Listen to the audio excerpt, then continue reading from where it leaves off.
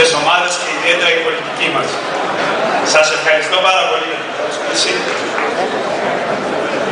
Κύριε Πρόεδρε, πριν έρθω σήμερα εδώ, διάβασα μία δήλωσή σας στο Βήμα. Δεν μπορούμε να χτίσουμε πάνω στο παλιό και στο κατεστημένο. Πρέπει να χτίσουμε το μέλλον πάνω στο νέο, με επίκεντρο τον άνθρωπο.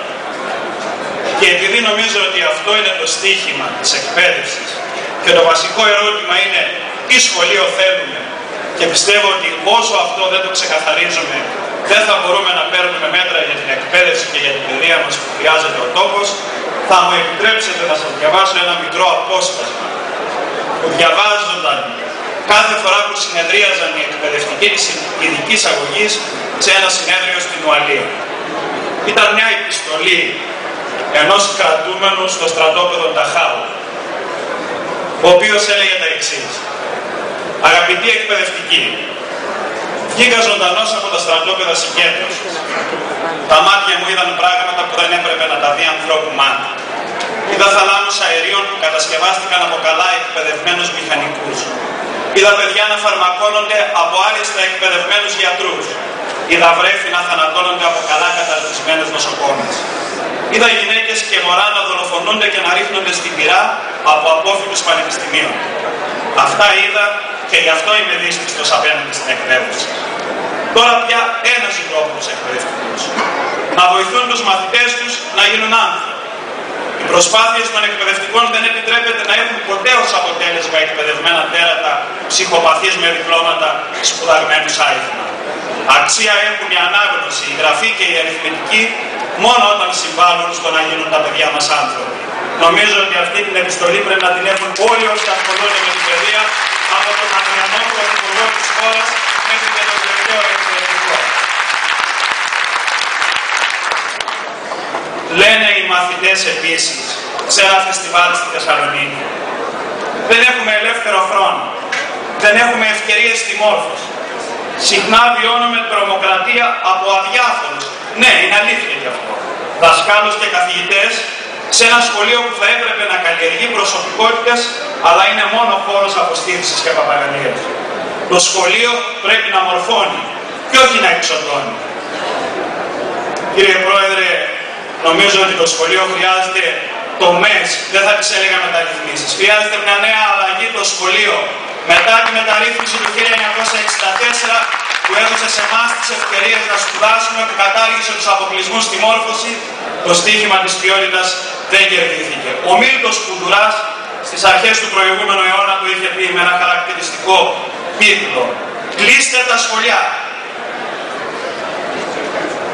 Σήμερα χαίρομαι ιδιαίτερα που ξεκινάτε αυτό το διάλογο για την παιδεία από τη βάση της εκπαίδευσης, από το δημόσιο νηπιαγωγείο, από αυτό στο οποίο το 70% των διδακτηρίων είναι ακατάλληλα, με επίσημη γνώμη της πολιτείας, που τα παιδιά αυτής της τρυφερής ηλικίας των 4 έως 6 χρόνων, αντί να τους έχουμε τα καλύτερα διδακτήρια, τους έχουμε τα χειρότερα. Και μιλούμε όλοι συνεχώς, δυστυχώς όλες οι κυβερνήσεις, για τις αλλαγές στο Λύκειο, που πράγματι το Λύκειο ως βαθμίδα δεν υπάρχει. Και αυτό πολλές φορές μας προσανατολίζει, και ελπίζω να μην συμβεί και εδώ μέσα, από το βασικό στρατηγικό σχεδιασμό που πρέπει να έχουμε για την παιδεία. Όλοι εμείς οι εκπαιδευτικοί θεωρούμε ντροπή τα ιδιαίτερα μαθήματα. Είναι ντροπή για τη χώρα μας, είναι ντροπή για την Ελλάδα να έχει καταργηθεί αυτή η βαθμίδα της εκπαίδευσης. Όμως σήμερα πρέπει να απαντήσουμε στο ερώτημα: ποιες είναι οι γνώσεις, οι στάσεις και οι συμπεριφορές που απαιτεί η σημερινή κοινωνία και η ζωή? Τι πρέπει να μάθουμε τα παιδιά μας για να μπορέσουν να λειτουργήσουν σε αυτό που είπατε, κύριε Πρόεδρε, ως κριτικά σκεπτόμενοι πολίτες στον αιώνα που διανύουμε? Με ποιο σχολείο, με ποιο πρόγραμμα, με ποιον εκπαιδευτικό, με ποια μέσα θα παρέμβουμε για να διαμορφώσουμε τον πολίτη της Ελλάδας, τον πολίτη της Ευρώπης, τον πολίτη του κόσμου? Μπορεί το δημόσιο σχολείο να ανταποκριθεί στις προκλήσεις των καιρών και να αναλάβει το βάρος της μόρφωσης των μαθητών? Νομίζω πως αυτό είναι το κρίσιμο ερώτημα. Δεν θα μιλήσω, φίλες και φίλοι, για την κατάσταση στην πρωτοβάθμια εκπαίδευση. Τη γνωρίζετε όλοι. Η σημερινή κυβέρνηση έχει δώσει ως δαπάνες για την παιδεία τη φετινή χρονιά το χαμηλότερο ποσοστό των τελευταίων 50 χρόνων στην εκπαίδευση. Και αυτό είναι ντροπή για τη χώρα μας. Από το 3,7 61% του ΑΕΠ που το παρέλαβε, το έφτασε στο 3,09%. Αυτό έχει αλυσιδωτές αντιδράσεις. 50% λιγότεροι διορισμοί εκπαιδευτικών. Καμιά επιμόρφωση στους εκπαιδευτικούς. Καμιά καινοτομία στην εκπαίδευση. Και ένα πρόγραμμα, κύριε Πρόεδρε, που είχατε καθιερώσει ως Υπουργός Παιδείας σε συνεργασία με την αείμνηστη Μελίνα, το Σχολείο Παιδείας και Πολιτισμού, που για μας είναι το σχολείο που έχει ανάγκη σήμερα η εκπαίδευση, το κατάργησε το 2004 λόγω έλλειψης πόρων.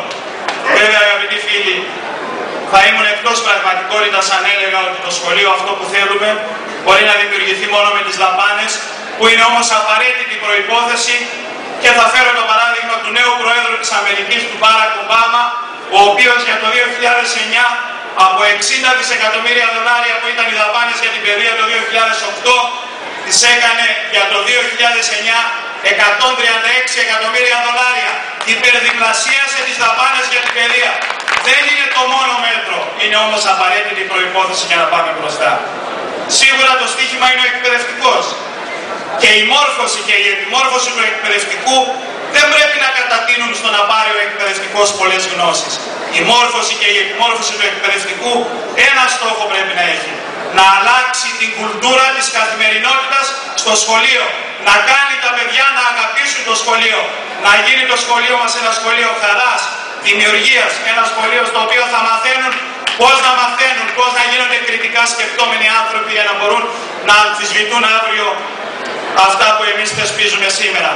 Τον πολίτη του αύριο διαμορφώνει το σχολείο του σήμερα. Και δεν μπορεί, κύριε Πρόεδρε, αυτό να γίνει όσο δεν υπάρχει ενιαίος σχεδιασμός στην υποχρεωτική εκπαίδευση. Δεν μπορεί να γίνει όταν ακόμη και σήμερα οι εκπαιδευτικοί μας δεν έχουν ούτε ένα εξάμηνο συνεκπαίδευσης. Τουλάχιστον ένα χρόνο οι εκπαιδευτικοί όλων των βαθμίδων της υποχρεωτικής εκπαίδευσης πρέπει να συνεκπαιδεύονται για να αποκτούν την ίδια κουλτούρα, την ίδια παιδεία. Όχι να πηγαίνουν τα παιδιά μας από το δημοτικό στο γυμνάσιο ή από το γυμνάσιο στο λύκειο και να ξαφνιάζονται και να μην ξέρουν τις αλλαγές που γίνονται. Δεν θα μιλήσω, αγαπητοί φίλοι, για τα αναλυτικά προγράμματα και για τα βιβλία. Δεν υπάρχουν στην πρωτοβάθμια εκπαίδευση οργανωμένες βιβλιοθήκες. Δεν υπάρχει καμία βιβλιοθήκη που να έγινε με δαπάνες του κρατικού προϋπολογισμού ή με χρήματα από την Ευρωπαϊκή Ένωση έστω. Ναι, είμαστε κατά της μονομέρειας του ενός βιβλίου. Θέλουμε βιβλιοθήκες και αναγνωστήρια. Θέλουμε να καταργηθεί η διπλοβάρδια. Θέλουμε διδακτήρια για τα ολοήμερα σχολεία. Δεν μπορεί, κύριε Πρόεδρε, να λέει και η σημερινή κυβέρνηση ότι είναι υπέρ του ολοήμερου σχολείου και 5 χρόνια τώρα να μην έχει χτιστεί, μιλώ για νέα διδακτήρια, ούτε ένα νέο διδακτήριο που να ανταποκρίνεται στις ανάγκες του ολοήμερου, να έχει αίθουσες για σύντηση, για ξεκούραση, για αθλητισμό, για ένα σωρό άλλες δραστηριότητες που έχουν ανάγκη τα παιδιά μας. Γιατί για μας το ολοήμερο σχολείο, που ήταν όραμα της Ομοσπονδίας μας από το 1985, είναι το σχολείο του παρόντος και του μέλλοντος για όλες τις βαθμίδες της εκπαίδευσης από τον νηπιαγωγείο μέχρι και το λύκειο. Είναι το σχολείο που τα παιδιά θα παίρνουν όλα τα μορφωτικά αγαθά χωρίς να προστρέφουν στο εμπόριο καθόλου. Κύριε Πρόεδρε, είναι θετική η δέσμευσή σας για το 5% για την παιδεία. Αν όμως όλοι πιστεύουμε ότι ο εκπαιδευτικός είναι η καρδιά και η ψυχή του εκπαιδευτικού συστήματος, το είπατε στην ομιλία σας, εγώ οφείλω να πω ως πρόεδρος της Ομοσπονδίας ότι θέλουμε πιο συγκεκριμένη δέσμευση. Πρέπει να ζούμε με αξιοπρέπεια από το μισθό μας και μόνο. Ήταν το σύνθημα της απεργίας που κάναμε το 2006. Εμείς οι δάσκαλοι δεν είμαστε από τα προνομιούχα στρώματα της κοινωνίας μας, που δίνουμε καθημερινά το καλύτερό μας σε αυτό μέσα στην τάξη. Είμαστε κατά των ιδιαίτερων μαθημάτων, κύριε Πρόεδρε. Και είναι λάθος όποιος λέει ότι εμείς δεν δεχόμαστε αξιολόγηση ή αποτίμηση του εκπαιδευτικού μας έργου. Δεν είναι αλήθεια. Αυτό που δεν δεχόμαστε είναι να επανέλθουμε από κομματικά διορισμένα στελέχη σε ένα καθεστώς που είχαμε πριν το 1981, το καθεστώς του επιθεωρητισμού, που αν θέλετε εκπούστησε κάθε δημιουργική πρωτοβουλία του εκπαιδευτικού. Και είμαστε περήφανοι που 25 χρόνια τώρα έχουμε δημοκρατία και ελευθερία στα σχολεία μας και γίνονται τόσες δημιουργικές δραστηριότητες από τους δασκάλους της πράξης. Θα κλείσω, κύριε Πρόεδρε, με ένα τελευταίο δικό σας σύνθημα. Ελλάδα των αξιών και των αξίων έχετε πει.